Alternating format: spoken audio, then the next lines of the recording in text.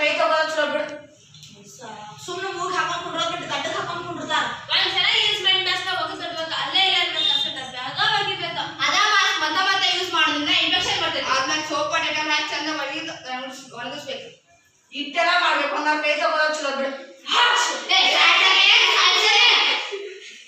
ಯಾಕೋ ಏನಾದ್ರು ನಿನ್ನಿಂದ ಕೊರೋನಾ ನಮಗೂ ಬಂದ್ರ ನನಗ್ ಬಂದ್ರೆ ನಿನಗ್ ಬರ್ತಿದ್ದೀವಿ ನೈಟಕ್ಕೆ. ಅಕಸ್ಮಾತ್ ಮೊದಲ ಕೊರೋನಾ ಬಂದಿರ ಹೆಂಗಾಗಿ ಯೋಚನೆ ಮಾಡ್ತೀವೋ. ಕೊರೋನಾ ಬಂದಿದ್ರ ಫೀವರ್ ಬರ್ತೈತಿ, ಕೆಮ್ಮು ಬರ್ತೈತಿ. ಎಂಟೆಲ್ಲ ಲಕ್ಷಣ ಬರ್ತಾವ ಗೊತ್ತಿಲ್ಲ ಅದಕ್ಕೆಲ್ಲ.